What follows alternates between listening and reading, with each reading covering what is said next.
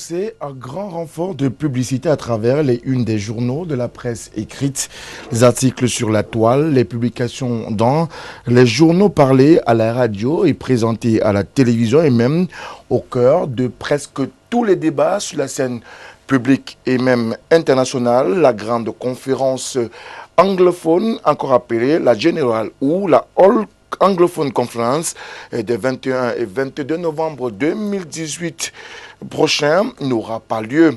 La rencontre initiée par les leaders religieux, notamment le cardinal Christian Toumi, archevêque émérite de Douala, le révérend Samuel Fonki Forba, modérateur de la PCC, et El Hadj Aboubakar Mohamed, imam de la mosquée centrale de Buea, a été interdite par les autorités de la région du sud-ouest du Cameroun. Un nouveau revers enregistré en ce mois de novembre après le raté enregistré en septembre 2018 dernier, quelques jours avant la présidentielle du 7 octobre 2018 dernier, qui avait contraint ces autorités religieuses et certaines organisations de la société civile à monter au créneau. D'ailleurs, ces hommes se sont présentés devant la presse nationale et internationale ce mardi à l'évêché de Douala, au travers d'une conférence de presse, une communication d'urgence faite tout d'abord pour rassurer les populations des deux régions du nord-ouest et du sud-ouest du Cameroun et toutes les autres parties prenantes à cette rencontre. Ensuite, pour rassurer l'opinion publique nationale et internationale. Et enfin, pour implorer le pouvoir public à plus de clairvoyance et de diligence pour la tenue de cette rencontre importante à plus d'un titre, objectif, proposer des solutions, des pistes de solutions pour une sortie de crise dans les régions du nord-ouest et du sud-ouest du Cameroun, en proie à une pseudo-guerre civile depuis pratiquement 3 ans déjà, et au moment où cette All Anglophone Conference est interdite, annulée ou reportée selon votre choix, mesdames, messieurs, à une date ultérieure. Que s'est-il véritablement passé? Pourquoi n'est-on arrivé là? Des questions et bien d'autres qui seront évoquées et abordées dans le cadre de cette autre édition de Tout au clair. Tout au clair, c'est votre nouveau talk show sur la télévision du monde avec des invités prestigieux avec lesquels, bien évidemment, nous apportons des éclaircies sur les faits majeurs. Et ce soir, la crise anglophone est au cœur de la problématique pour cette nouvelle livraison. Mesdames, Messieurs, bonsoir, bienvenue. Tout de suite, la présentation du panel.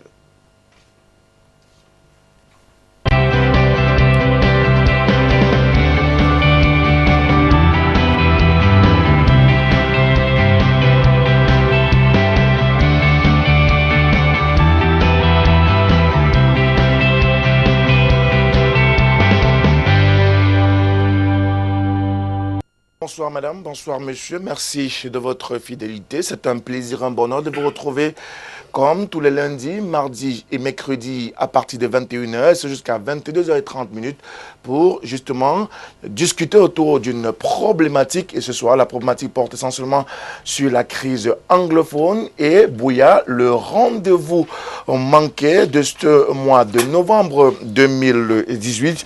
Et pour discuter de cette problématique qui se veut être une problématique interactive à raison de ce que vous pouvez nous envoyer vos contributions et vos SMS à travers le 6 99 57 30 26, 6 99 57 30 26 et vous contribuez avec nous à apporter des éclairages à ces hommes et femmes à la maison qui nous regardent et qui peuvent avoir des éléments de réponse à ces nombreuses problématiques qui sont les leurs. Et donc ce soir, pour discuter de cette autre problématique sur la table de Tout au clair de cette édition de mardi, 4 messieurs et non des moindres. À notre extrême gauche, il a été sur ce plateau il y a quelques jours de cela. On parlait encore de la crise anglophone. Il a accepté de revenir ce soir. Il est le porte-parole de cette All Anglophone Conference et il est donc sur cette scène ce soir. Eli Smith, c'est son nom. Eli, bonsoir. Bonsoir, Frédéric. Merci encore d'avoir accepté d'être là ce soir. C'est toujours un plaisir de venir et si vous m'invitez, je vais toujours venir et c'est un honneur d'être devant M. Mbouamassok qui est un patriote, un nationaliste que tout le monde admire Donc c'est toujours un plaisir. Et quand on a un grand frère et encadré, donc c'est un plaisir pour un peu éclairer. Mais je voudrais dire tout de suite que ça n'a pas été interdit. Parce qu'il faut être honnête, véridique dans ça. Nous avions vu que dans une organisation comme celle-ci, on sait qu'on est dans un régime de déclaration. Mais si l'administration ne vous donne pas l'autorisation écrite, et quand on donne l'autorisation écrite, il y a aussi des mesures qui suivent. Et donc voilà pourquoi nous avions estimé que vaut mieux le renvoyer et convaincre l'administration que c'est pour son bien. D'accord. On l'a compris, c'est Eli Smith, il est le porte-parole de cette conférence qui doit réunir dans la ville de Buea les anglophones du nord-ouest et du sud-ouest, bref, les Camerounais de tous les bords pour des pistes de solutions à cette crise anglophone qui continue de perdurer. Juste à côté de lui, nous avons un avocat au barreau du Cameroun, militant du RDPC, le Rassemblement démocratique du peuple camerounais. Il a accepté d'être là ce soir. Maître Julius Achou, c'est son nom. Maître, bonsoir. Bonsoir Frédéric. Merci d'avoir encore accepté d'être le nôtre. Non seulement de vous remercier, n'est-ce pas, de m'avoir invité. La problématique est intéressante. Un panel si intéressant. La problématique aussi intéressante. Oui, effectivement, parce que c'est quelque chose qui affecte, n'est-ce pas, notre pays, qui nous concerne tous. Merci à vous. Juste en face de ces deux messieurs qui sont sur ce plateau, mesdames, messieurs, qu'on ne présente plus, il est journaliste, il a fait ses armes dans la presse depuis plus de 30 ans déjà. Aussi, il faut le dire, il est directeur de publication pour Europe Plus. Il est donc là ce soir, c'est un mentor. Michel Michaud-Moussala, bonsoir. Bonsoir Frédéric, bonsoir à Maître Achou, bonsoir à Smith, bonsoir à Ambwa Masok et bonsoir à tous ceux qui prennent de la peine à nous regarder ce soir, c'est un plaisir. Et comme me le concède, je suis un peu enrhumé, donc j'ai une petite toux. Si on entend un peu que je tousse légèrement sur les micros ce soir, comme me le concède, c'est indépendamment de ma volonté. Indépendamment de votre volonté, mais davantage, ce sont vos idées qui vont nous intéresser. Donc, si vous toussez, on peut l'accepter avec beaucoup de complaisance ce soir. Juste à côté de vous, vous l'avez annoncé aussi, il est un patriote nationaliste, il défend ses idées, il défend davantage l'intérêt du Cameroun dans sa globalité. Il est donc là ce soir. Le combattant Ambwa Masok est là. Monsieur Ambwa Masok, bonsoir. Bonsoir, merci. Merci d'avoir accepté d'être là ce soir. Je suis toujours là, est-ce que vous m'invitez? On parle de la crise dans les régions du nord-ouest et du sud-ouest. Et ce matin, vous étiez devant les hommes et femmes de médias. Oui, la plupart du temps, je suis devant les hommes et des femmes de médias. Bon, au moment où notre pays a des problèmes de ce genre, je sors des bois. Parfois, je reste à la maison et puis je me dis, il y a beaucoup de gens qui parlent. Mais lorsque c'est déjà assez grave de mon point de vue, je ne voudrais pas rester derrière la case. Oui, parce que la crise anglophone, la crise dite anglophone, c'est une crise globale. Elle est seulement lue au prisme de ce qui se passe dans la zone anglaise. Mais c'est une crise camerounaise globale en ce moment. Alors, Eli Smith, quelle est la situation actuelle? On a parlé d'annulation, d'interdiction, de report. On est dans quel contexte finalement? Non, précisément, c'est un report. Je vous ai donné les raisons. Parce qu'on peut aller aujourd'hui organiser. Mais vu la situation qui est là, le nord et le sud n'est pas en paix, Buea en particulier. Donc, nous avions voulu que l'administration nous donne une autorisation écrite. Parce que quand l'autorisation est écrite, vous savez, ils font copie à la gendarmerie, copie à tel. Donc voilà la raison pour laquelle on a dit, écoute, si eux, ils ne sont pas prêts à donner cette autorisation écrite, est-ce que ça vaut la peine d'y aller et faire venir peut-être 1000 ou au-delà de personnes? S'il y a quelque chose, nous en serons des responsables.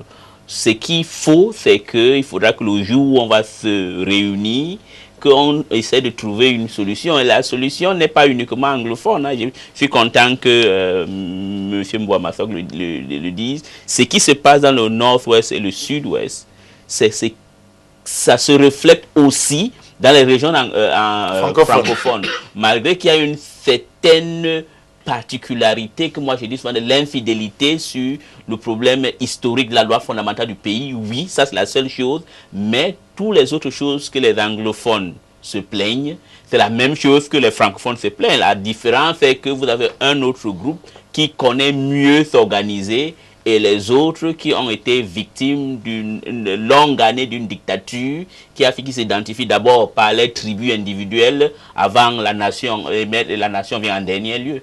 Alors, M.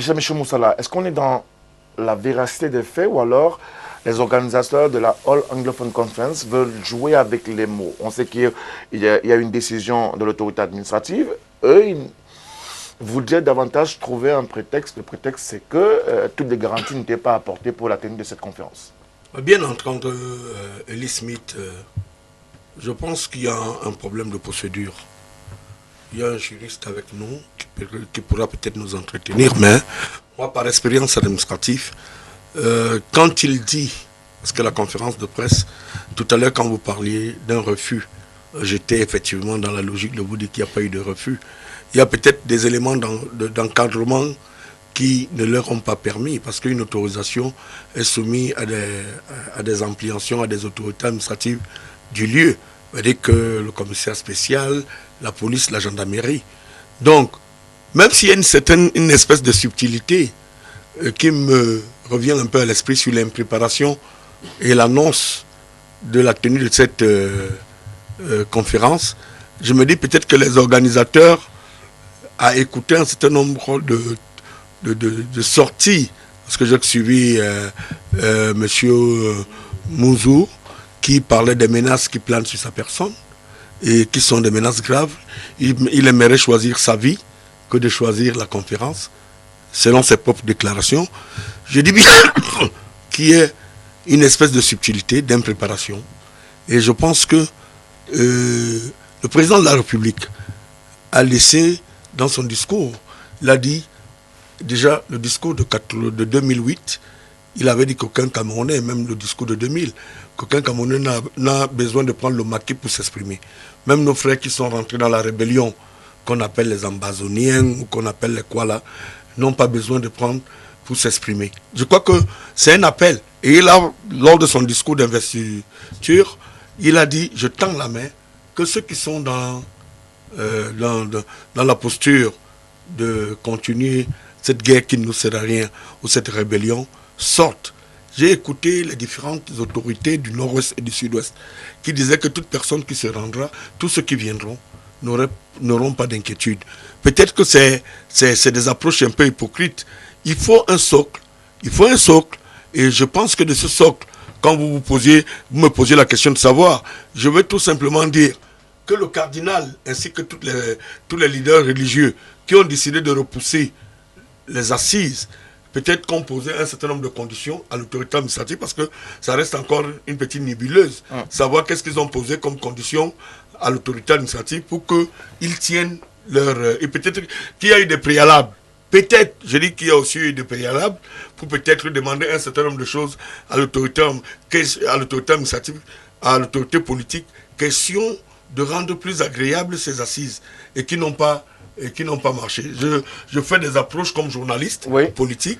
Tout à l'heure, on va revenir à Ellie Smith qui va nous donner quelques secrets de cette organisation, parce que beaucoup de gens ont parlé d'impréparation. On aura le temps d'y revenir avant d'arriver à Maître Achou qui va nous fixer le cadre légal dans lequel on obtient une autorisation, une déclaration et autres autour des manifestations publiques.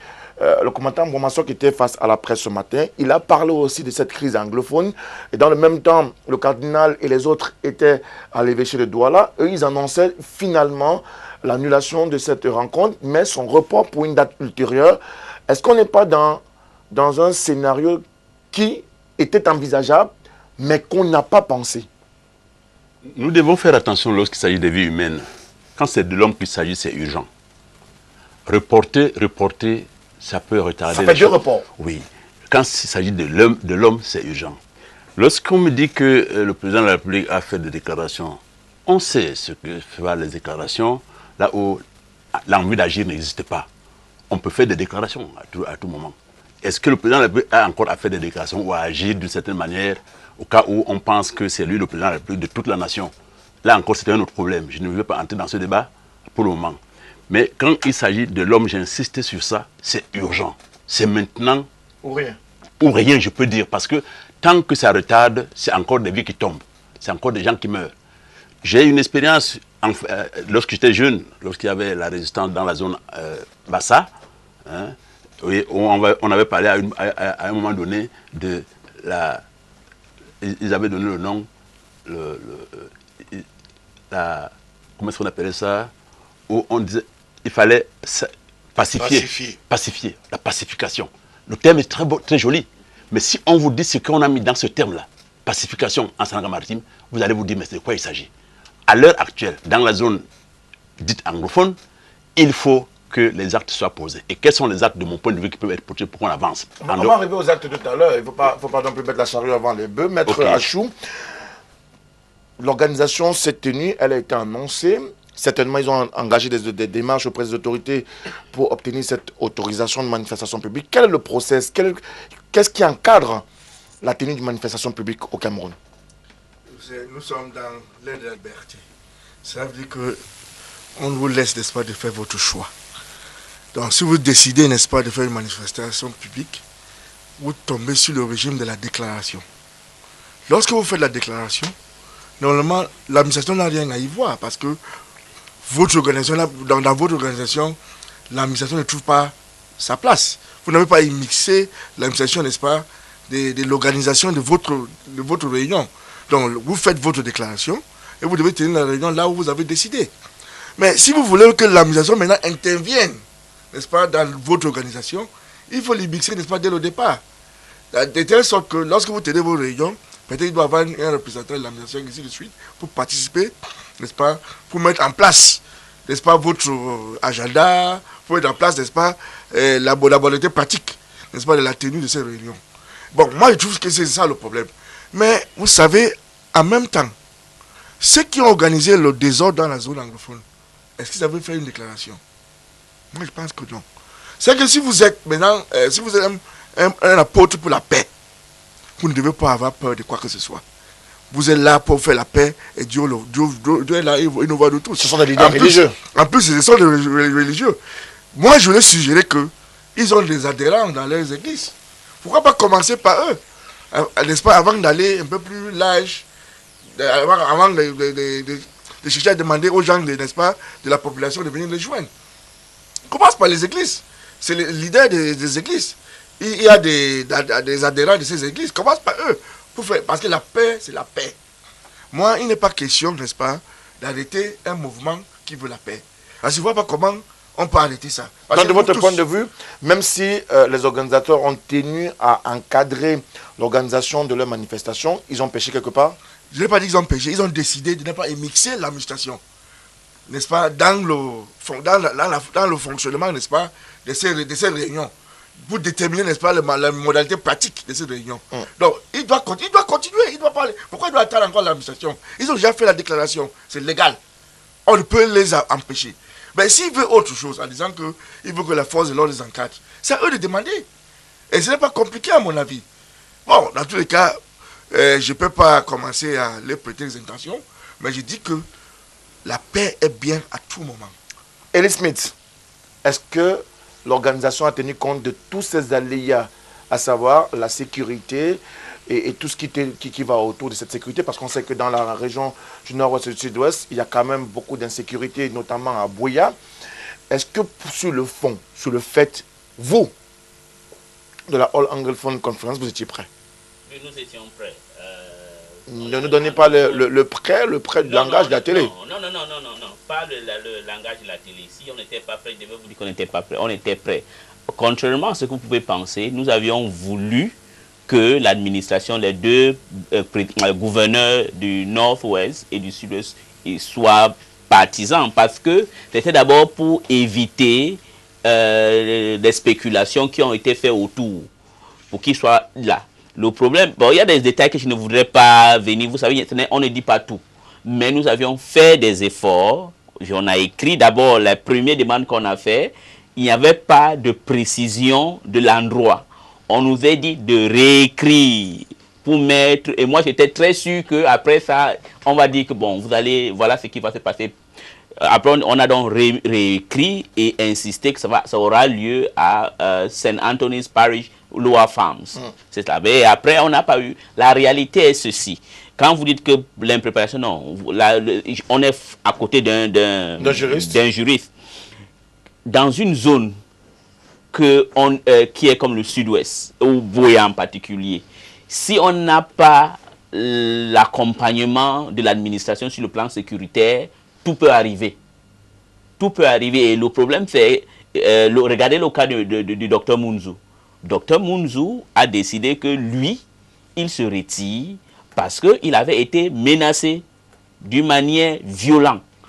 Et il a choisi, que je me rappelle, c'était à Yaoundé qu'il avait décidé qu'il va se retirer. Le cardinal a dit, mais pourquoi? Si toi tu vas te retirer, moi seul on doit aller. On avait dit que moi-même qui vous parle.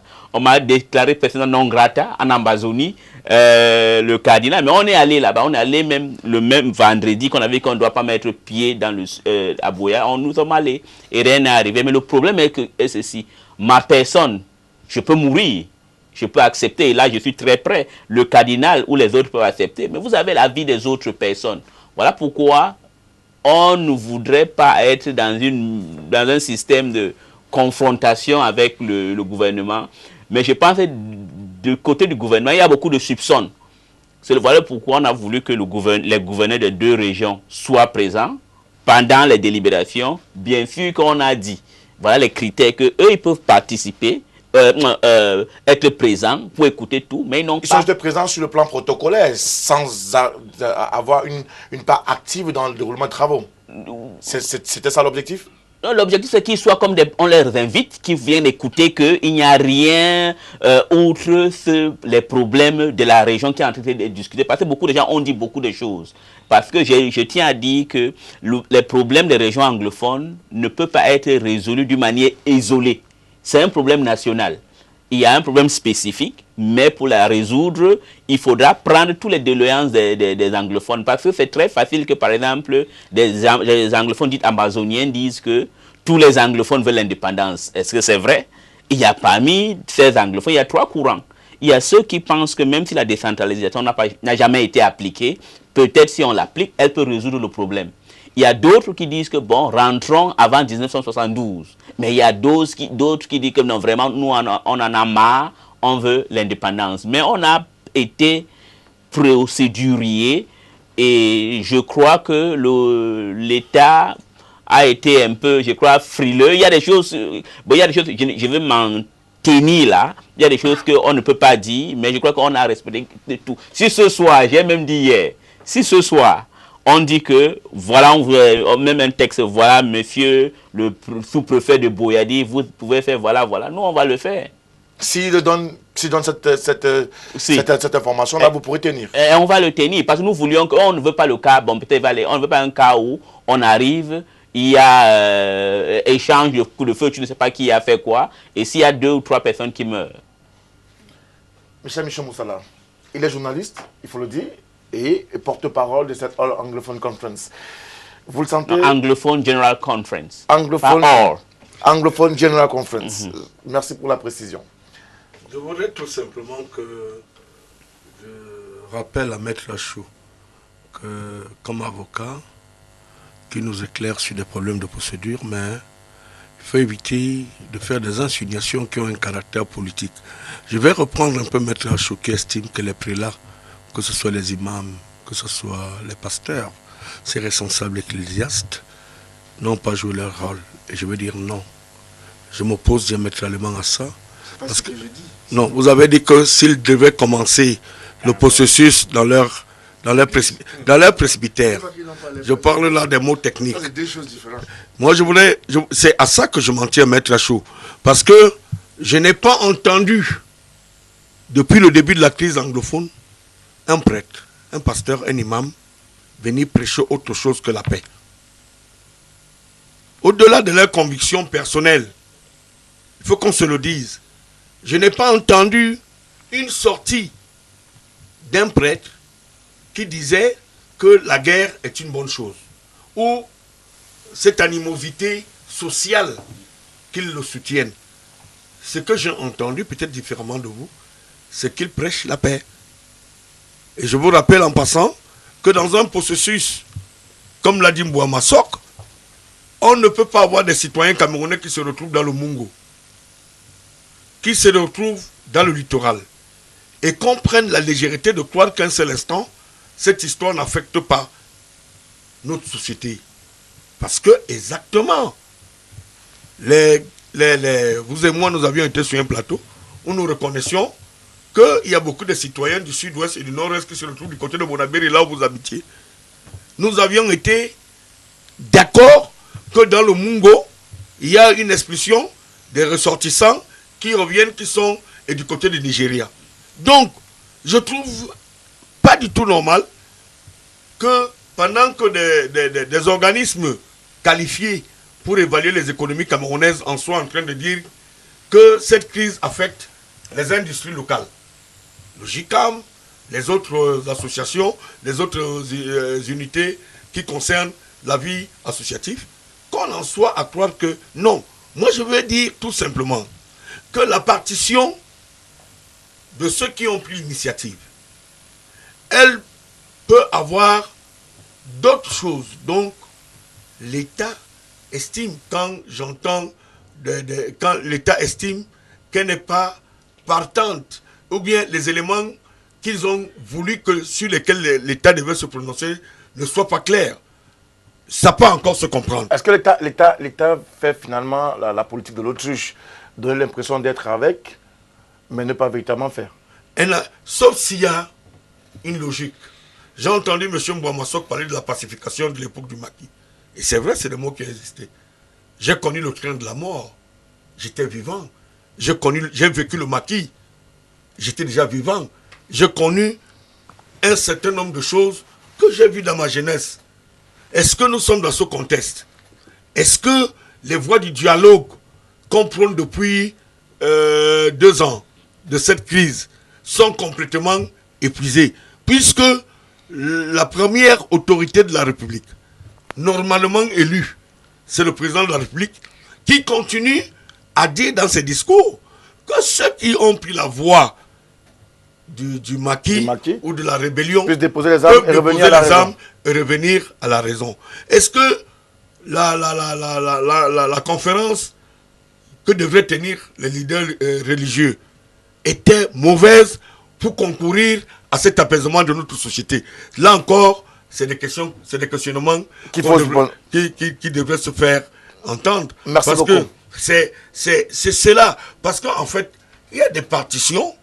Monsieur Moutomé, le jour où vous avez fait un accident dans une voiture, vous avez un pied amputé. Vous vous retrouvez dans un hôpital et que vous arrivez à avoir la guérison, ne serait-ce que partielle de ce pied, et que vous tenez sur une jambe, ce n'est pas la même chose que le jour où vous avez perdu les 2 jambes et que la mouture d'approche de votre existence ne tient plus sur 2 jambes. Donc, pour le moment, je considère qu'on a un pied ou un bras qui soit amputé et qu'on peut trouver le moyen de vous donner la vie. Merci à vous.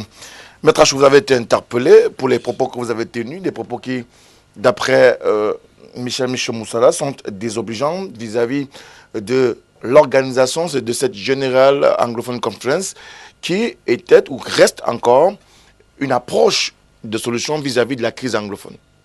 Je suis pas contre les approches. Mais ce que je dis, ce que je veux dire, n'est-ce pas, c'est le fait que ceux qui ont organisé ces désordres, ils ont demandé une autorisation.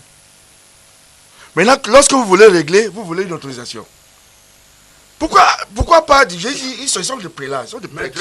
S'il vous plaît, c'est pas comme ça qu'on parle dans les débats. Non, s'il vous plaît. Je suis un habitué du débat. Vous dites que ce sont ceux qui ont organisé le désordre qui concourent.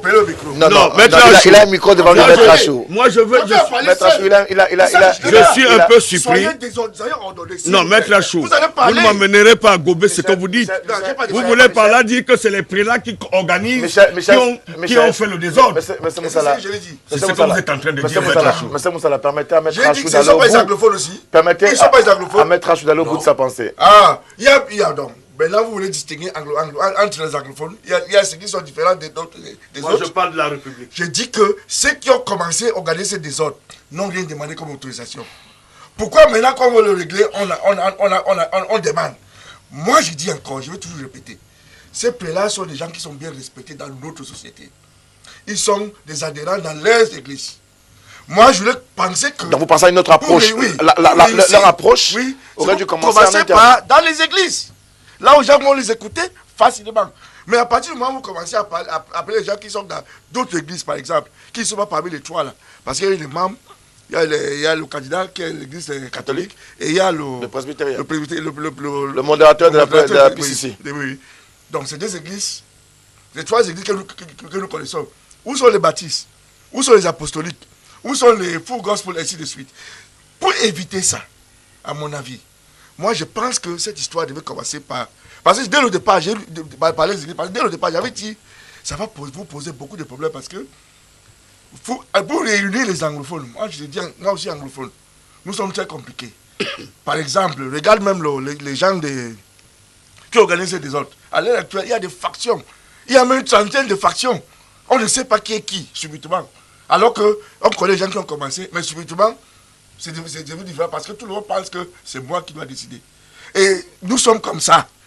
C'est difficile de nous réunir, n'est-ce pas, tant que ce n'est pas une question de représentation.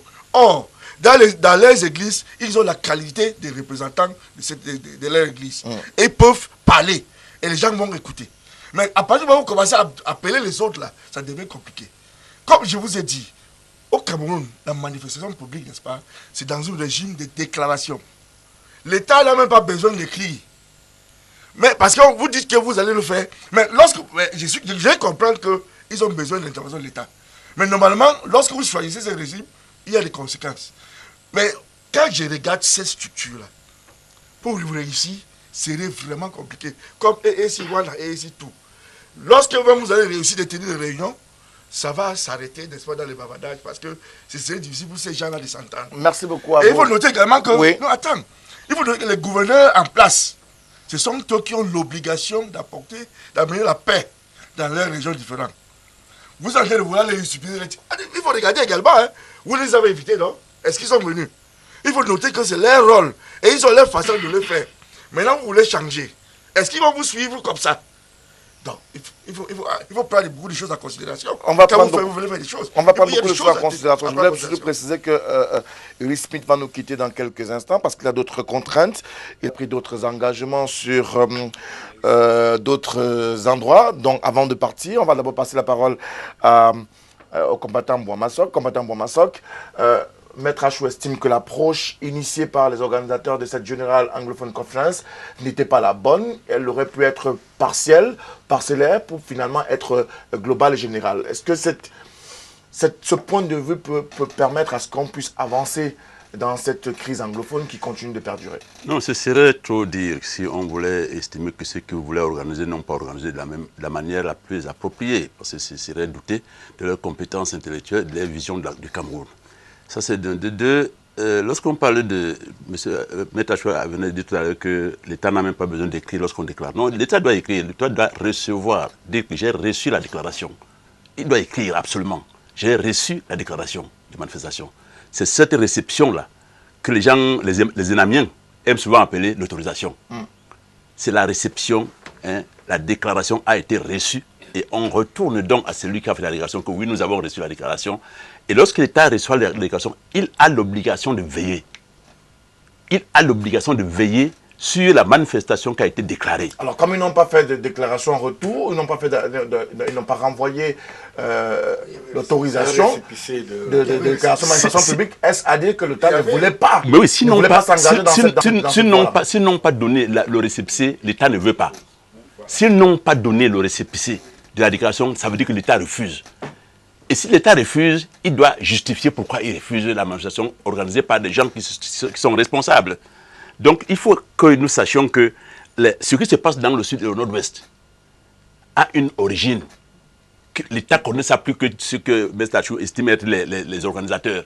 L'organisation du désordre actuel dans le sud et le nord-ouest, c'est la mauvaise gestion de la fédération, si on peut dire comme ça. C'est la mauvaise gestion de ça.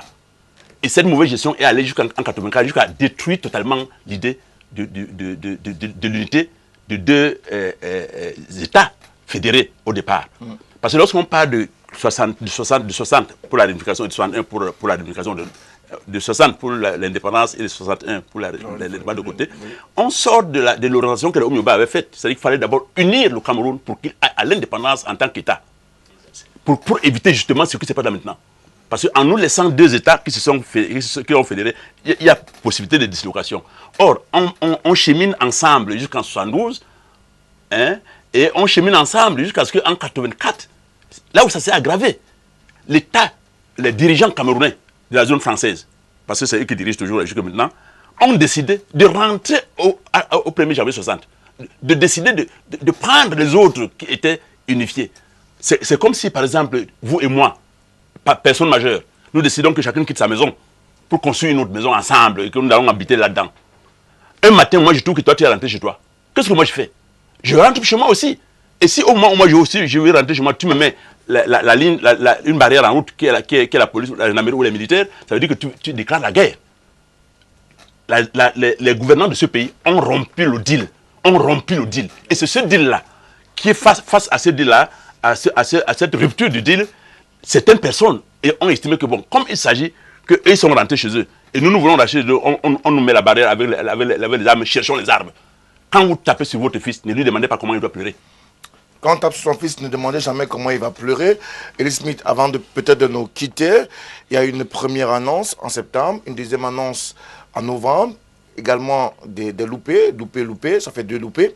Est-ce qu'on peut s'attendre à ce que la All Conference se tienne dans le mois de décembre ou peut-être en janvier? Je ne veux pas m'aventurer à donner une date, mais je veux d'abord vous remercier, M. Mbouamassok. Vous êtes vraiment un patriote et j'aimerais que vous invitez les Camerounais honnêtes comme lui. Parce que ce qui m'a toujours énervé ici, c'est le mensonge éhonté que les Camerounais viennent raconter sur votre place. Vous avez vu aujourd'hui, M. Frédéric Motome, que voilà les messieurs qui avaient droit de gouverner ce pays, que les usurpateurs ont pris jusqu'à aujourd'hui, on a des problèmes aujourd'hui. Donc moi je suis très content, je n'ai même rien à ajouter et ça me fait vraiment plaisir de vous rencontrer. Voilà, écoutez, je suis très ému, on le voit. Très ému pour rencontrer quelqu'un honnête, parce que l'autre problème qu'on a au Cameroun ici, que la majorité des gens du Cameroun francophone que les Odjoula ont donné le pouvoir sont des menteurs. Ils n'aiment pas ce pays. Et voilà la raison. Et je suis très content qu'on a quelque chose. Je n'ai rien à ajouter, mais pour vous dire que nous sommes toujours en train de travailler. Et les erreurs, parce que l'erreur est humaine, pour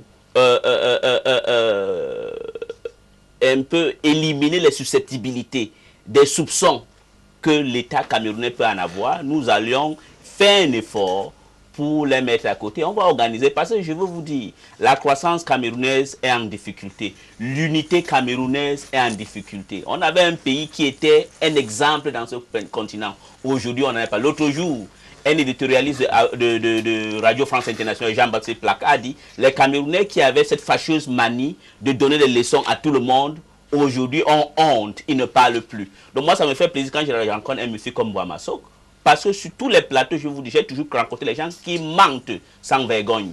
Et c'est ça qui a fait qu'on a des problèmes aujourd'hui. Et quand vous dites la vérité va vous affranchir. Donc, monsieur Moutomé, restez calme. On aura l'occasion. Monsieur Mbouamassok, une fois de plus, merci beaucoup. Merci. Elie Smith, avant de définitivement quitter ce plateau, j'avais une question subsidiaire pour vous, parce que vous êtes au cœur de cette organisation. Est-ce qu'au jour d'aujourd'hui, malgré les erreurs que vous reconnaissez avoir accumulées durant le parcours, qui a conduit à un premier loupé suite à un deuxième loupé, est-ce qu'on peut se dire finalement qu'aujourd'hui, vous avez appris et que désormais, vous allez tout mettre dans le même panier? Vous êtes un très bon journaliste. Dans les erreurs que je dis, non, j'ai dit l'erreur humaine. J'ai dit l'erreur humaine.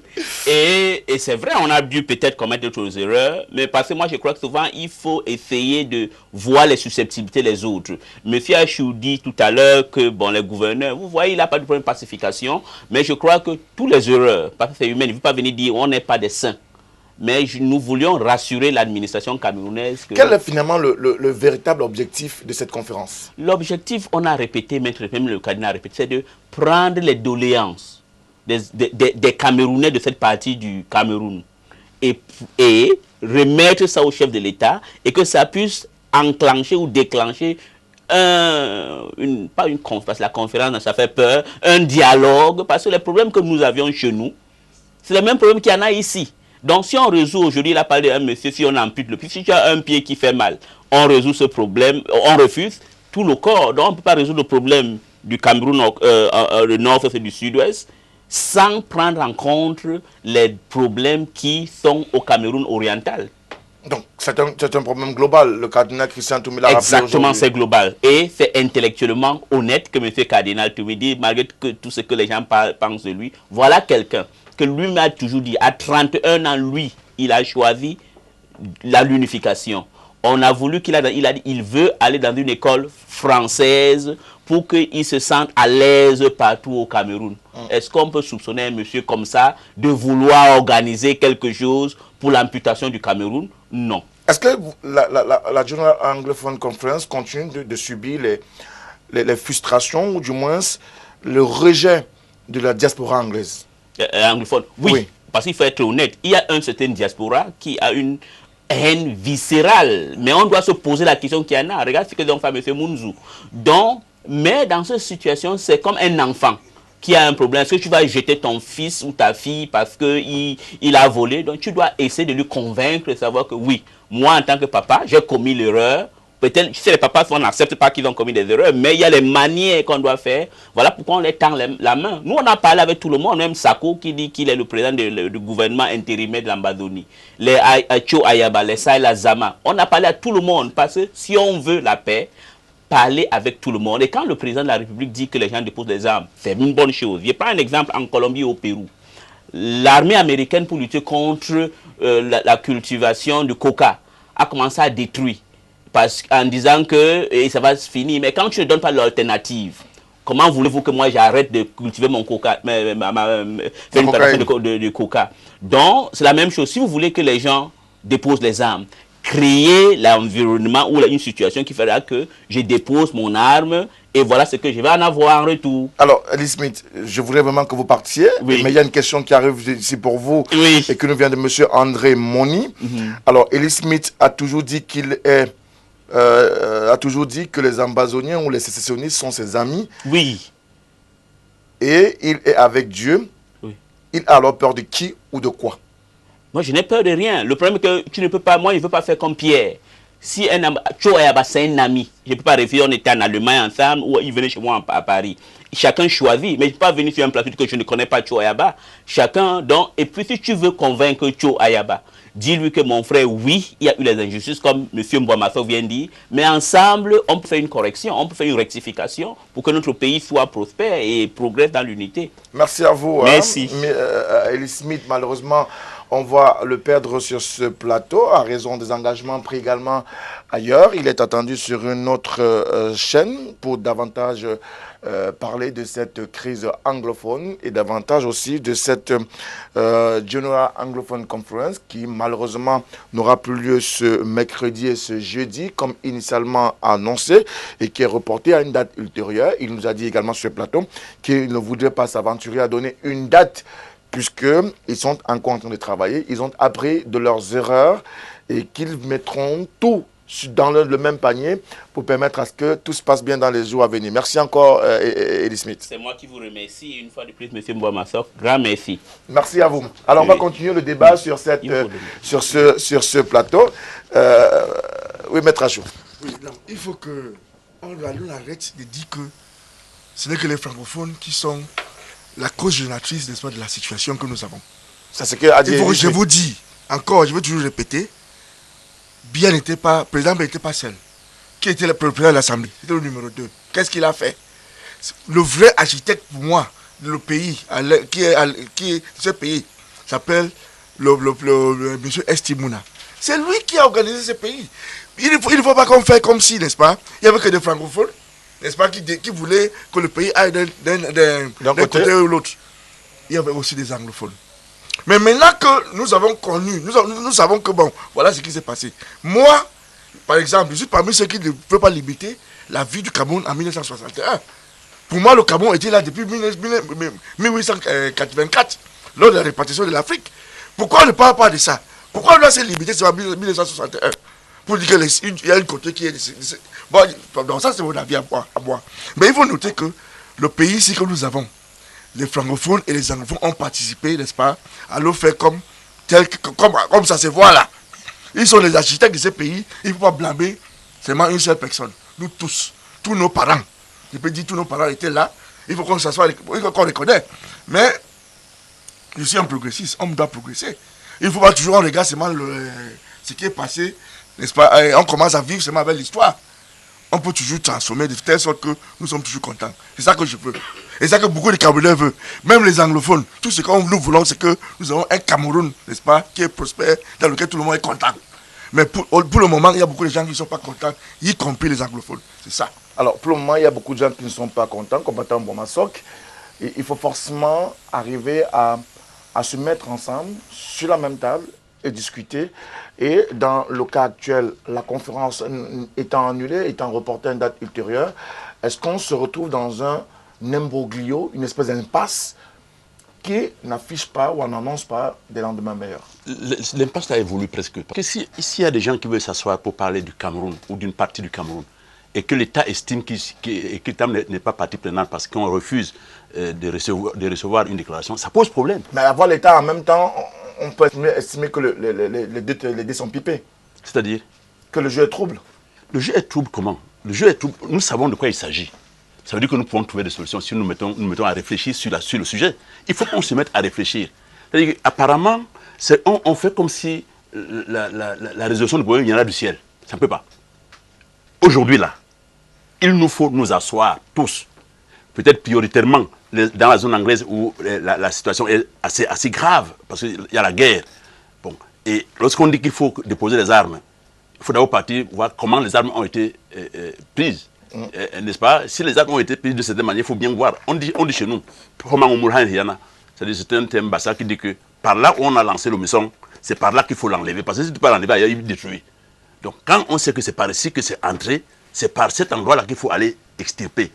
Donc aujourd'hui, le problème de la zone anglaise, j'insiste sur ça, c'est l'État du Cameroun. Je dis c'est l'État. Donc vous ne voyez pas d'autres... Non, c'est l'État. Les problèmes qui se posent, c'est la répercussion du comportement de l'État. Et l'État est méprisant par rapport aux problèmes sociaux. C'est-à-dire que si dans la zone anglaise, des gens se sont révoltés, c'est que ça a duré. Je travaille à la Cameroun à l'époque où un anglophone est en train de voyager. Il a des problèmes au hall. Il monte à mon bureau, il pose des problèmes partout, on n'arrive pas à résoudre. Il monte à mon bureau, il me voit, il me pose son problème, je descends. Je l'aide à résoudre le problème qu'il avait. Il remonte à mon bureau, il ne parle pas directement. Il remonte, il me dit, Monsieur Mboua, je dis oui. Nous les anglophones, nous avons des problèmes. Nous sommes là vers les années 76-77. Il me dit, nous avons des problèmes. Il me dit, un des problèmes est celui-là. J'ai eu des problèmes parce que je ne parlais pas bien le français. Il me dit, j'ai eu des problèmes parce que je ne parlais pas bien le français. Or, on est dans un aéroport international, à Douala, où l'anglophone a des difficultés à se faire entendre parce qu'il n'y a pas les communicateurs en anglais. Bon, il me dit, regardez, vous avez vos enfants en France. Nous avons nos enfants aux États-Unis et en Angleterre. Il me dit, le timbre qui fait envoyer la lettre en France coûte moins cher que le timbre qui part en Amérique ou bien en Angleterre. Il me dit, dans ce cas, il faut subventionner parce qu'il ne faut pas que nous, on perde l'argent et que vous gagnez. Vous voyez les petits problèmes de l'époque, ça paraît petit. Mais dans sa tête, ça résonnait comme si c'était on avait frappé sur son crâne. Donc, le cumul de ces frustrations-là, regardez par exemple, lorsqu'on dit qu'il y a deux langues officielles. Quand on écrit en anglais, en français, en grand, quand on écrit en anglais, il faut porter le nez pour lire. Et ça pose ce sont des problèmes sérieux. Il faut donc entrer au fond des choses pour ressortir les éléments qui peuvent nous permettre de faire avancer les lignes en échangeant. Je dis en échangeant, pas en cherchant à imposer. Alors Michel Moussala, vous êtes journaliste, donc vous restez et vous gardez cette main d'aller enquêter, de chercher l'information. Et malheureusement, on a perdu Elie Smith sur ce plateau, mais est-ce que la conférence telle qu'elle était annoncée, on avait l'espoir de pouvoir voir sur cette table, même dans la salle, ces hommes qui ont pris les armes? Non. Je ne pense pas que cela aurait été idéal. Je voulais tout à l'heure apporter davantage un éclairage sur un sujet. C'est le rôle de tout éclaireur, apporter l'éclairage. Voilà, donc, pour dire que quand il y a une dispute familiale, il faut éviter de juger les états d'esprit. Ça risque de fausser le débat. Il faut écouter les uns et les autres pour que vous preniez en compte ce que chacun dit. On dit dans chaque famille, il y a des fous. Et il faut savoir gérer ces fous.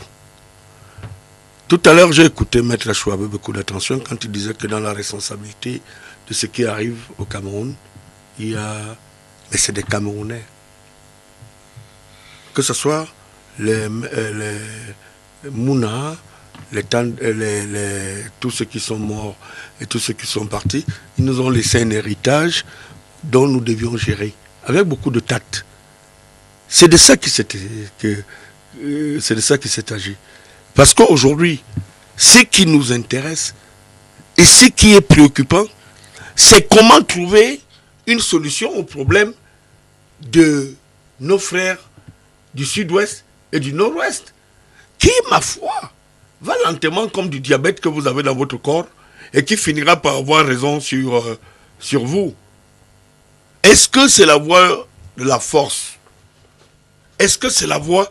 Il y a ceux qui trouvent leur compte dans ce désordre actuel dans ce pays. Il y a ceux qui trouvent leur compte.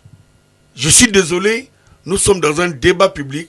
Je peux vous rassurer, et je vous le dis du fond de mon cœur, qu'il y a ceux qui trouvent leur compte. Et ce n'est pas dans l'esprit normal de savoir qu'à travers un désordre, qu'on trouve son compte. Je vais vous prendre un exemple basique. Nous avions la programmation de l'élection présidentielle le 7. Le 6, nous avions vu dans les réseaux sociaux comment les Camerounais se sont rués dans les boulangeries, où il y a eu l'augmentation. Maître Achou ne me le démentira pas. Nous avons vu devant les boulangeries jusqu'à 4 h le petit matin, 5 h, les files d'attente. Il y a des gens qui ont profité de cette situation. Donc, quand il y a une situation comme celle-ci, c'est pour ça que je disais qu'au-delà du sommet du presbytère, comme il voulait parler, faisait allusion à 3 religions, et qu'il en a cité d'autres, on n'a pas écarté la participation. Je ne pense pas. Je ne me suis pas trop intéressé à savoir que même les églises de réveil qui ont pignon sur rue n'étaient pas écartées dans ce débat. Donc, la posture du citoyen que je suis, journaliste que je suis, et que nous constations que dans notre pays, il y a un problème. Il faut pouvoir dire que dans ce contexte, il y a des gens qui trouvent pour leur compte. Et c'est très dangereux quand ça brûle sur du sang. Donc, il faut pouvoir rappeler à ceux qui ont pris les armes, à ceux qui mettent la vie des autres en péril, que l'utilité n'est pas leur position actuellement. Est-ce qu'il y a un problème sur lequel on peut collecter l'information, collecter les revendications, collecter un certain nombre de choses et aller maintenant et dire que bon, prendre en compte ce qu'ils disent. Ce n'est pas ce qui fait problème. Alors, quel peut être l'état d'esprit des populations, Maître Achou, du nord-ouest et du sud-ouest à cette heure, quelques heures seulement avant, malheureusement, ce rendez-vous manqué de brouillard? Est-ce qu'ils peuvent se sentir, ou est-ce qu'ils peuvent se sentir abandonnés, ou alors ils se disent que finalement, un mal pour un bien, il vaut mieux tout mettre véritablement en marche pour que la prochaine fois, ce sera la bonne? À mon avis, la population, n'est-ce pas, est seulement perdue. Il y a cela 5 ans, quand j'ai commencé à parler de cette histoire, c'est pas aujourd'hui que je peux parler, que je parle de cette histoire, que les anglophones ne se sentent pas comme faisant partie de ce pays, parce qu'ils sont écartés dans plusieurs choses que j'ai énumérées à cette époque. Quand j'avais commencé à dire ça, on m'a dit que on va venir vous arrêter, on va vous être subversif, machin. Je me dis, mais j'ai dit la vérité. Il faut regarder à l'État. Il y a, par exemple, dans les postes ministériels, certains postes sont réservés seulement pour les francophones. Regarde dans le système de la distribution, n'est-ce pas? Ça a été réglé, ça aussi. Non, attends. Quand on veut donner l'athée à un anglophone, on coupe ça en deux. Est-ce que vous pensez que les gens ne voient pas? Est-ce qu'ils vont sentir bien? Par exemple, non, moi je dis toujours la vérité. Mais ça a été réglé. Donc, bref, nous tous, comme je vous ai dit, les Camerounais connaissent ces problèmes. On n'a pas besoin de conférences de le régler. s'il y a la bonne volonté de le faire, c'est une question de, dans 2-3 mois, le problème serait réglé. Mais comme, peut-être, on ne veut pas, parce que nous tous, le commentaire vient de le dire, nous connaissons le problème. Nous connaissons, nous tous, personne ne peut ignorer. Et ça peut se régler. Mais on veut, mais le DP vient de dire clairement qu'il y a des gens qui trouvent les comptes. Donc c'est ça qui fait le problème aujourd'hui? Oui, parce qu'il faut que ça continue. Il faut imaginer qu'aujourd'hui, moi, en tant qu'avocat, je suis parti au groupement de la gendarmerie. Le commandant m'a chassé, m'a interdit de défendre mon client, parce que on a soupçonné mon client, n'est-ce pas, de soutenir les sécessionnistes. Ah, il me chasse. C'est comme s'il allait me taper. Comment? Il veut que ça continue, non? C'est là que les gens comme ça veulent que ça continue. Parce qu'ils trouvent son compte, parce qu'ils trouvent ça, les une astuce, ils venaient embrigader les gens, arrêter les gens pour mettre dans les cellules, ainsi de suite. Il y a des gens qui trouvent les comptes. Mais comme je dis que l'État, c'est l'État. Et l'État, c'est nous. On les connaît. On peut toujours, n'est-ce pas, dire que voilà, telle personne qui fait ceci ou fait cela. Nous les connaissons, nous tous. Mais c'est vrai qu'il y a l'hypocrisie dans un certain niveau, de telle sorte qu'on les laisse faire. Personne ne dit rien, on supporte, et après on commence à se plaindre. L'État, c'est nous. Il ne faut pas qu'on dise que l'État, c'est quelqu'un d'autre, c'est nous. Et si c'est l'État, c'est nous, c'est le seul problème, nous sommes les causes de ces problèmes. On doit d'abord se regarder. Parce que moi, je ne comprends pas comment il y a des choses qui arrivent autour de nous.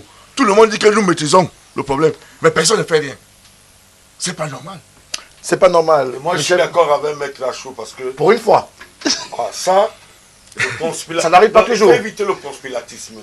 Mais ça n'arrive pas toujours. Ça n'arrive pas toujours. Depuis le début de l'émission, vous n'avez pas laissé Maître Lachaud... Donc il a soulevé là un problème. Il faut qu'une société se règle à travers une espèce de hiérarchisation de notre société. Et il a évoqué là un commandant de groupement de gendarmerie à Douala qui n'obéit à aucun ordre, ni du procureur de la République, ni du procureur général. Est-ce qu'on n'est pas en train de sortir du débat là? On ne sort pas du débat. C'est des questions de frustration. Si les gens du Nord-Ouest, que je partage, pour dire que c'est un très bon exemple, parce que s'il y a une espèce de discipline dans une ville de Douala, où une autorité ne respecte pas la hiérarchie, on n'est plus dans une société. Si les anglophones évoquent des problèmes de frustration, qu'on tienne compte. Parce que le mouvement est parti, c'était un mouvement corporatiste. Le président de la République a pris des mesures, les avocats ont commencé à parler du problème. Les avocats anglophones, on a revu le code de procédure, on a revu la common law, les entrées même à l'ENAM, on a fait des concours spéciaux. Tout ça, le chef de l'État a pris en compte. Est-ce qu'il y a quelque chose qui bloque quelque part? Est-ce qu'il y a des instigateurs de la confrontation de ce qui se passe au nord-ouest et au sud-ouest? Et je le dis en toute conviction qu'il y a ceux qui tirent les ficelles. C'est vrai. J'ai entendu tout à l'heure Maître Achou parler du fait que plus personne ne contrôle. C'est comme les émeutes de 2008. Il y a des gens qui mijotaient, qui planifiaient dans le noir. Mais quand les émeutes sont arrivées, M. Moutomé, je suis journaliste, j'étais sur le terrain. Nous étions sur le terrain. Nous étions sur le terrain. Plus personne n'avait la maîtrise de quoi que ce soit. Aujourd'hui, j'ai tendance à dire que dans la crise anglophone, il s'est mêlé des bandits de grand chemin. Parce que certains actes qui se posent sont l'émanation, qui ne sont pas l'émanation d'une revendication politique, sont une présence des bandits, des braqueurs. Alors il faut peut-être préciser que depuis le week-end, on enregistrait encore quelques faits notoires dans le nord-ouest et le sud-ouest du Cameroun, notamment la résidence du directeur du cabinet du Premier ministre chef du gouvernement a été incendiée par, permettez-moi l'expression, les Amba Boys, qui ont par la même occasion pris... Dans un système de désordre, chacun peut s'illustrer. Pris des personnes en otage dans cette partie du triangle national. Aussi, des enseignants de l'université de Boya ont été enlevés. Des situations qui continuent à mettre en mal le vécu des populations dans le sud-ouest et le nord-ouest du Cameroun, combattant Bouamassok. Est-ce que malheureusement aujourd'hui, la crise ou la réunion n'ayant pas pu avoir lieu, n'ayant pas pu se tenir, on retombe dans une spirale d'hostilité et de combat et même d'enlèvements qui vont se répéter dans cette partie ou dans ces deux régions? C'est comme si on était dans un bateau qui n'a plus de capitaine. Il y a toujours un capitaine. Il n'y en a pas. La preuve. Il y a un président de la République. Oui, il y a des gouverneurs de région. Justement. C'est-à-dire qu'en parlant, en parlant du président de la République, un jour je suis sur un plateau où quelqu'un me dit que, sur un sujet précis, quelqu'un me dit le président de la République a pesé de tout son poids, mais malgré cela, ça ne marche pas. Et moi, j'ai répliqué en disant donc le président ne pèse pas. Il ne pèse pas s'il a pesé de tout son poids, vraiment. Un président n'a pas pesé de tout son poids. Il a demandé aux uns aux autres de baisser les armes. Non, mais si le président ne peut pas peser sur son poids face à une situation d'une aussi gravité, il va peser quand? C'est-à-dire qu'il y a une inertie. Il donne peut-être le temps aux uns aux autres de pouvoir... On ne donne pas le temps là où les gens meurent. Mais comment, monsieur le journaliste, vous pouvez me dire qu'on doit donner le temps? Et surtout à la tête de l'État, on donne le temps que les gens meurent. Comme on donne le temps, vous me dites qu'on allait... Tu as tapé du poing sur la table une première fois. Pour faire comment? Le problème de taper sur la table, c'est qu'on estime que c'est la guerre qui va résoudre le problème. Le bir ne peut pas. Même si on met 1 milliard de bir sur les bir, il n'y aura pas la possibilité de résoudre le problème qui se pose dans la zone anglaise. Donc la solution ne serait pas une solution militaire? Non du tout, mais ça aggrave seulement. La solution, c'est le dialogue. La solution, c'est l'armistice. C'est-à-dire qu'il faut que tous ceux qui ont été de près ou de loin concernés par cette crise anglophone, il faut qu'on armistice tout le monde. Une fois on a armistié. Je veux bien comprendre. Oui. Vous parlez d'amnistie, vous parlez de tous ces termes techniques qui permettent de pacifier une zone, d'apporter de la paix. Oui. Mais comment faire la paix en situation de guerre? Vous avez dans un camp des individus qui sont considérés comme des rebelles et sécessionnistes, et de l'autre côté, vous avez des loyalistes, donc l'armée régulière qui défend par tous les moyens l'intégrité d'un pays. Oui. Lorsque la situation est grave, même la loi, même les lois on met de côté, les gens s'asseyent. Pour dire que désormais, voilà comment on fait. C'est ça au niveau politique qu'on fait. Bon, donc, lorsque la situation est, par exemple, comme celle qui est dans la zone du sud et du nord, c'est la guerre à ce niveau où les gens meurent de manière permanente, il faut arriver à un niveau où on tait la donne globalisée. C'est-à-dire que je parle de l'amnistie, je parle de déposer les armes. Mais s'il n'y a pas l'amnistie, comment on demande aux gens de déposer alors qu'il y a eu un conditionnement qui les a amenés à prendre les armes? Donc, il faut bien que ceux qui gouvernent, le chef de l'État, appelons comme ça, ou bien le chef d'un État, de mon point de vue, il faut qu'ils prennent les décisions qui permettent à ceux qui ont pris les armes d'avoir une confiance sur le processus qu'on peut engager désormais. Et pour qu'ils aient confiance à ce processus, il faut bien qu'il y ait amnistie. Une fois que l'amnistie est prononcée, on demande à tout le monde de déposer les armes. Une fois on dépose les armes, on va à la réunion. On n'ait pas peur de ça. Dans la réunion qui a été initiée, par exemple... Pas forcément celle-là. Celle-là, c'est une réunion, du moins on peut dire que civile. Moi, je parle de la réunion du Cameroun, de l'État. Je comprends très bien, mais je voulais demander si celle-là n'est pas une espèce de charrue avant les bœufs. Oh, lorsqu'on veut résoudre un problème, on dit que quand ça se perd, il y a multiplication de lieux de recherche, de solutions. Quand quelque chose, si je perds ma baguette, il faut bien que je fouille partout. Il ne faut pas me dire que pourquoi tu as fouillé ici. Donc si les anglophones, ceux qu'on appelle comme ça, les Camerounais de la zone anglaise, ça c'est. Et moi, ça attire mon attention sur le lieu. On peut bien faire tenir une réunion comme ça ailleurs, pas forcément dans la zone de guerre. Parce que si dans la zone de guerre et que la réunion commence et que la tirs commencent à venir de partout, on peut tenir ça voilà, à Yaoundé n'importe où pour que les anglophones qui viennent de n'importe où s'asseyent à un endroit plus sûr. Encore qu'il y a eu un processus. Michel, vous me mettez quand même comme pour les questions? Bon, je dis, ça c'est à un endroit plus sûr pour débattre de ce sujet. Parce que, imaginons un instant qu'on commence la réunion à Boya et que quelque part on entend tout, même si c'est un pétard. Les gens vont d'abord faire comme ça. Donc, il vaut mieux aller à un endroit où c'est beaucoup plus sûr. Si ce n'est pas à Bertois, si ce n'est pas à Yaoundé, n'importe où les anglophones peuvent arriver. Alors, est-ce qu'il faut forcément tenir cette réunion, cette General Anglophone Conference à Buea, à Bamenda? Est-ce qu'on ne peut pas la faire au nord? On ne peut pas la faire à Douala, à Yaoundé? Il se pose un problème. Il y a des gens qui ne veulent pas cette conférence dans la zone anglophone. Les gens, n'est-ce pas, les ambassadeurs ont dit on ne veut pas. Ça, c'est d'autres pays. Nous avons déjà dit que c'est d'autres pays, on ne veut rien entendre. Donc, ces gens, ils ne sont même pas prêts à dialoguer à qui que ce soit. Ils ne veulent pas. Mais il y a des fédéralistes qui sont ouverts, n'est-ce pas, à dialoguer. Il y a les gens qui aiment qui préfèrent la décentralisation, qui veulent dialoguer. Donc, Vous voulez, vous ne voulez pas. Lorsqu'il y a une telle réunion, il y aura toujours Divers camps. peut-être il y aura le désordre. Il y aura parce qu'il y a un groupe de gens qui dit niet, il n'y a rien à entendre.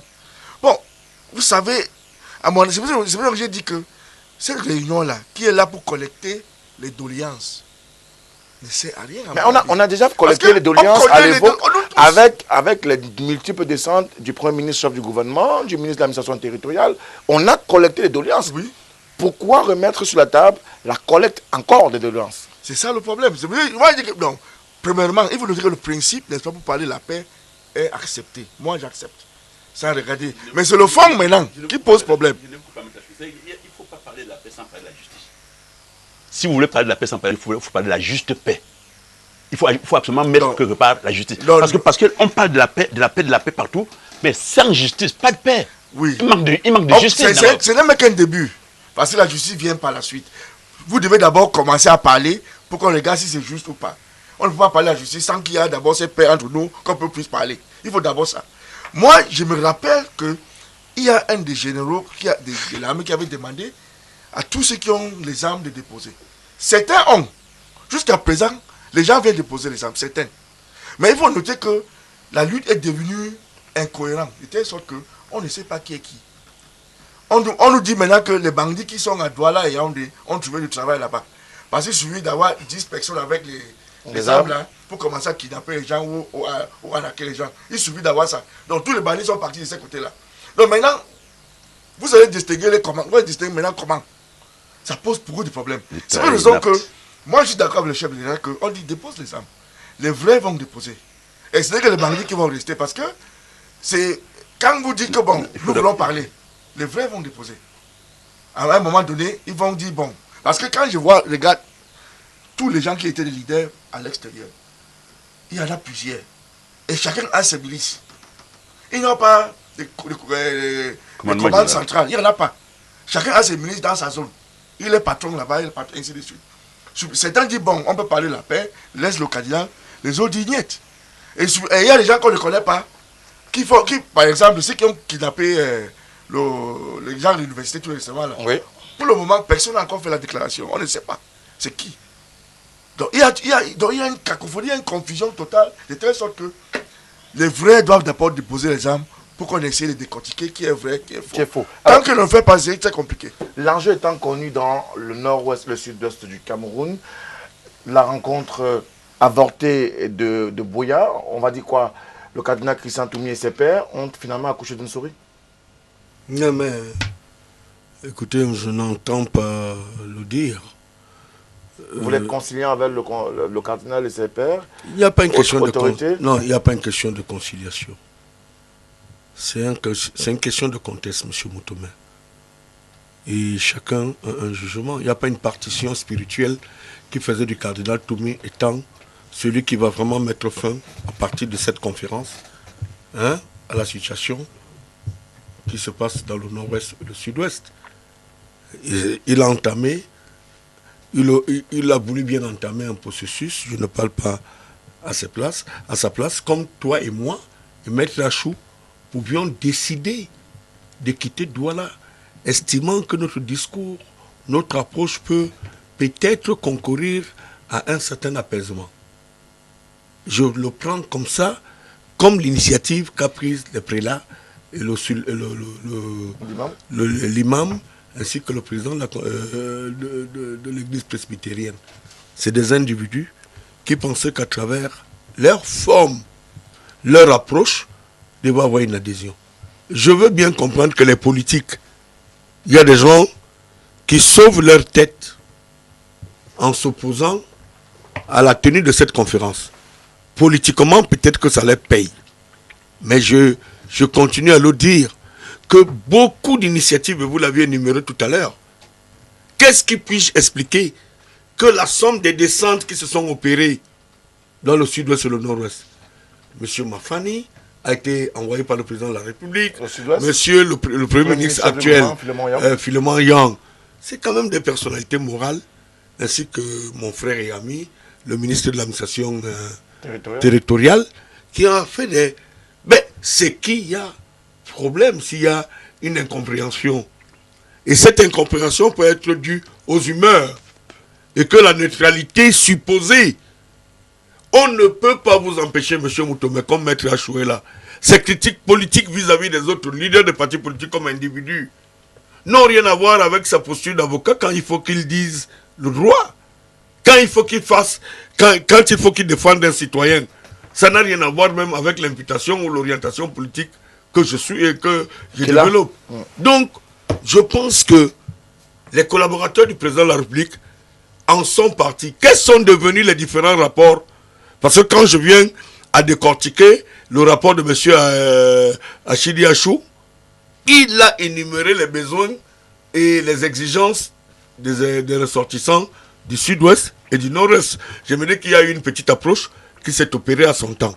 Donc maintenant, on est confronté à une situation où nous voulions remettre en cause une initiative qu'on n'a d'ailleurs pas vu naître et qui soit rentré dans une espèce de contradiction ou de critique et des politiques et d'un certain nombre de gens, d'individus qui estiment que la paix au sud-ouest et au nord-ouest peut créer préjudice à leur activité. Je continue à le dire parce que nous sommes dans un summum des individus et des citoyens qui pensent que si ils vendaient 10 palettes d'eau aux militaires, ils en vendent 1000. Si ça s'arrête, il faut aller chercher de ce côté. Il faut qu'on se dise la vérité. Il faut aller chercher ceux qui ont des intérêts à voir nos frères, et nos frères, même s'il arrivait, tout à l'heure nous parlions du discours du président de la République, qui était tellement interpellatif pour les frères du Nord-Ouest, à qui il a demandé, aux frères du Sud-Ouest, de déposer les armes.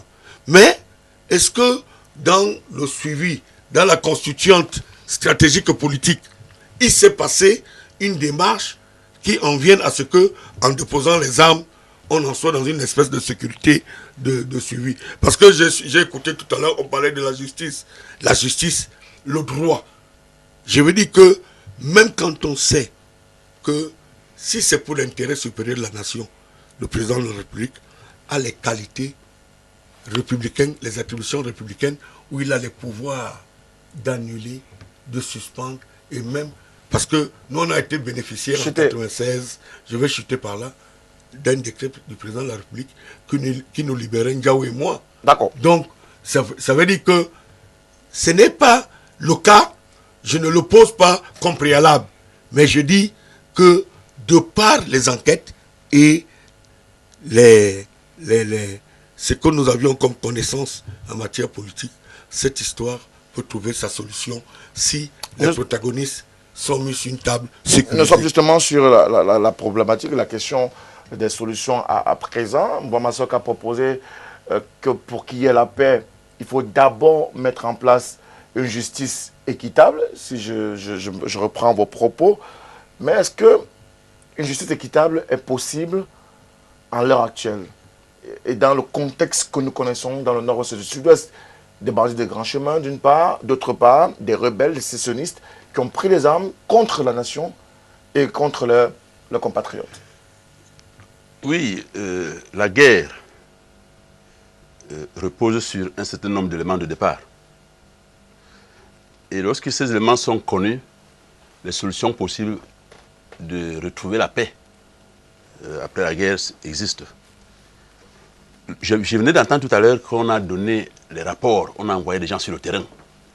Tellement on a compté le nombre de personnes qui ont été sur le terrain envoyées par le chef de l'État, que je voudrais bien savoir ou m'interroger sur la suite de ces rapports, sauf si les gens ont fait de mauvais rapports ou les rapports n'ont même pas existé. Si les gens ont fait de bons rapports, à qui on les a adressés? Et si on les a adressés à quelqu'un qui les a envoyés, qu'est-ce qu'on en a fait? Est-ce que le laxisme dont parlait le chef de l'État, l'inertie dont le président actuel a souvent parlé autour de lui et même de lui-même, a fini par dominer tout ce lot de rapports? On vous dit, allez me chercher les renseignements, ramenez-les, moi je prends la décision. Et la décision vous dépasse à prendre ou bien alors vous négligez les rapports qu'on vous a apportés. Quelle est votre proposition à vous pour cette crise anglophone qui dure, qui perdure, qui fait des morts encore dans ces deux parties? Ma proposition, c'est que celui qui gouverne cesse d'être silencieux. Il est celui qui tue les gens par son silence. il est celui qui tue les gens en ne rien faisant. Et par rapport à qu'est-ce que moi j'ai le sujet de faire, je dis qu'il faut amnistier. 1. 2. Il faut demander qu'on dépose les armes, mais après l'amnistie, parce que les gens doivent savoir qu'ils déposent les armes, pas pour se faire arrêter. 3. Même en Colombie, on a déposé les armes, on a arrêté certains. Oui, mais la justice, c'est autre chose. On peut aller après, mais il faut d'abord qu'il y ait une possibilité de s'asseoir.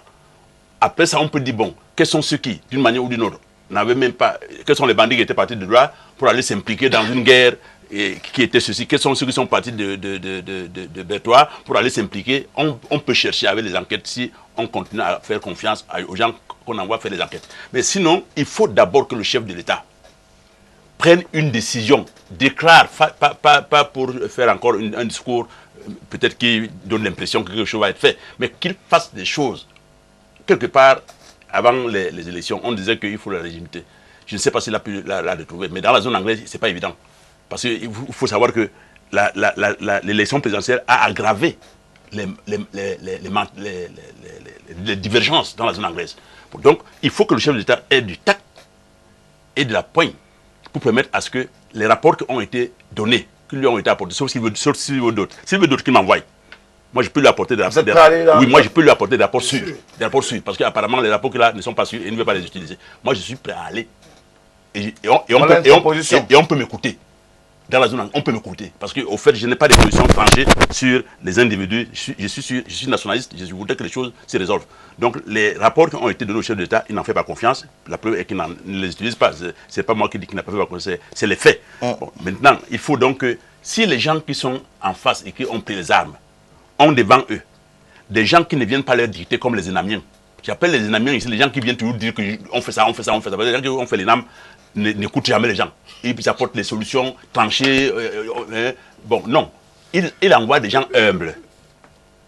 Le combattant en fait partie. Je ne dis pas qu'ici quand on m'envoie. Je dis seulement. Il y a d'autres personnes. Mais il y a des gens honnêtes qui peuvent faciliter le début de solution à ce problème. Mais il faut d'abord que le chef de l'État garantisse que les gens peuvent être en paix, être assurés de leur sécurité lorsqu'ils vont aller sur la table. Il faut qu'on aille sur la table, ici et maintenant. La guerre, le bir, et même, je ne sais pas quelle est l'armée la plus puissante du monde. On ne peut pas l'envoyer là-bas. Parce que pour faire la guerre, il faut avoir le renseignement. Or, nos militaires n'ont plus le renseignement. Je le dis ici, c'est vrai. Parce que les gens ne renseignent plus. Si vous êtes dans une situation où vous faites la guerre dans une zone où on ne vous renseigne plus, mais vous êtes battu d'avance. Et nos militaires en meurent. Qu'on ne vous trompe pas. Il y a la guerre. On ne peut pas dire qu'il y a une guerre une journée entière, la guerre a été farouche et qu'on dit qu'il n'y a qu'un camp qui a appelé les gens. Quand la balle part de l'autre côté, quand la balle part d'ici, elle part là-bas, ça tape quelqu'un, il tombe. Hein.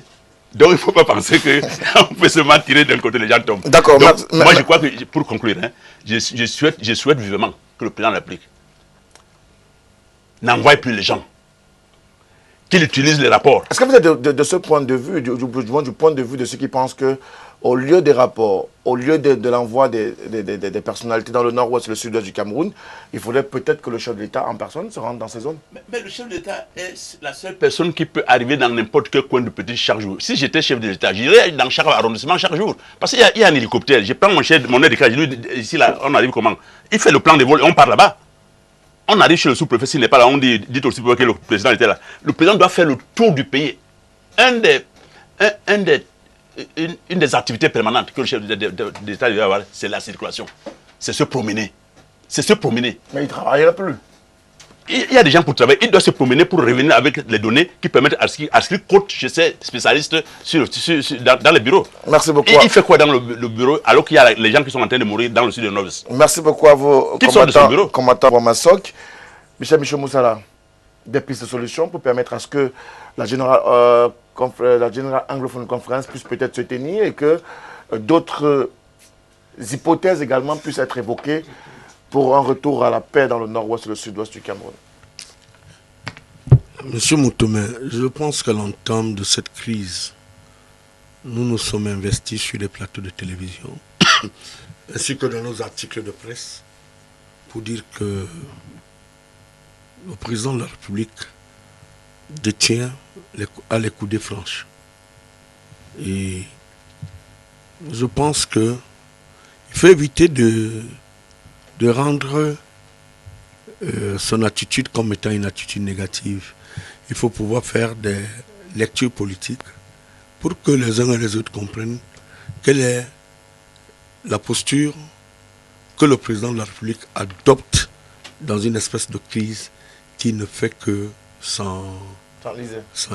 Mais ça fait 3 ans. Et moi, je dis que le président de la République, j'ai suivi tout, et tout à l'heure, nous avions énuméré le comité, il a créé un comité du bilinguisme avec tout ça.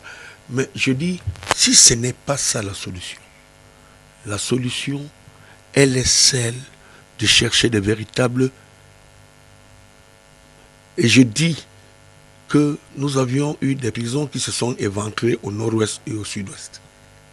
J'ai peur que ces gens en ont fait usage, qu'il y ait un banditisme qui s'est bien installé dans le nord-ouest et le sud-ouest. Il ne faut pas écarter cette hypothèse. Maintenant, en réalité, il n'y a pas une surenchère de ceux qui sont à l'extérieur, qui donnent l'impression qu'ils sont sur le terrain, même si nous perdions des hommes, nos frères d'armes, et ainsi que des citoyens qui vivent un climat de terreur.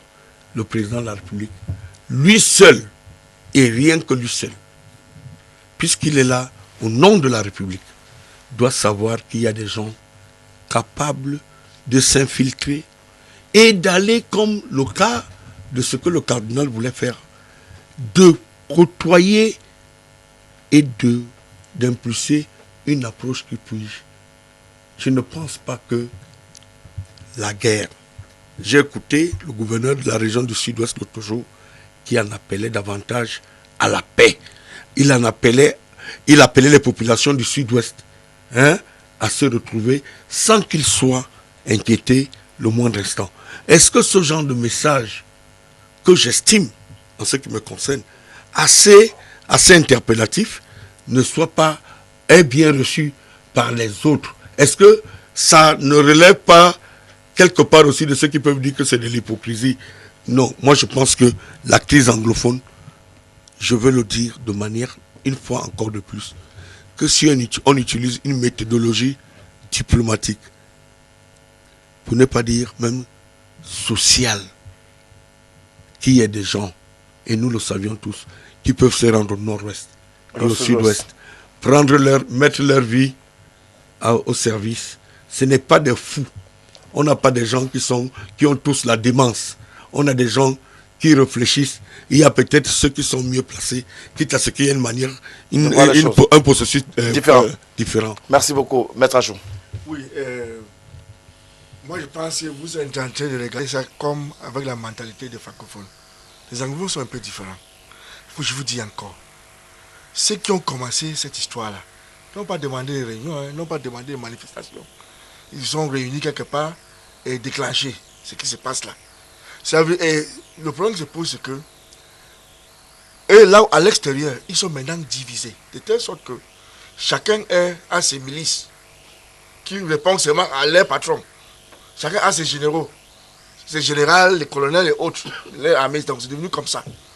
Si on doit régler ces problèmes, on veut parler, c'est pour aller d'abord chercher ces personnes-là pour parler avec eux, parce qu'ils tirent les ficelles toujours. On a tout fait, mais on a toujours raté parce qu'on n'a pas eu, n'est-ce pas, à les identifier et parler avec eux. Il y a des choses. Soit on parle avec eux, ou bien on engage les poursuites contre eux pour les attaquer, n'est-ce pas, pour semer la haine ici. Parce qu'il faut que je vous dise, les gens qui subissent dans cette guerre, plus que tout le monde, c'est les anglophones. Parce que tout est bloqué. Et leur but était quoi? Pour rendre la zone impossible à administrer. C'était ça leur but. Donc ils ne sont pas là pour gagner une guerre. Mais il faut seulement qu'on rend ça impossible d'administrer. On a montré que même le premier ministre ne peut pas voter chez nous au village. On a montré que le gouverneur, pour bouger, il bouge avec les militaires. Donc c'est difficile. On a montré que même le sous-préfet enfuit. Donc cela veut dire qu'il y a deux choses. Soit on cherche ces gens-là qui tirent les ficelles à l'extérieur. Pour voir de quelle mesure on peut faire l'apaisement, on peut trouver une solution. Ou bien, c'est à eux qu'on doit tirer. C'est-à-dire, au lieu d'attaquer les gens qui sont au Cameroun, c'est à eux qu'on doit chercher à attaquer. Parce que tu sais que, moi je vous dis, il sait que si quelqu'un, par exemple aux États-Unis, Si vous prêchez la haine ailleurs, alors que tu es dans le sol américain, vous êtes poursuivant, on peut vous poursuivre aux États-Unis pour ce que vous faites dans un autre pays. Donc, vous avez commis une infraction à l'extérieur, alors que vous êtes aux États-Unis, on peut vous poursuivre pour cette infraction. Bon, tant que notre NSI, à mon avis, parce que ça, je vois l'NSI, on ne le fait pas. On ne les cherche pas.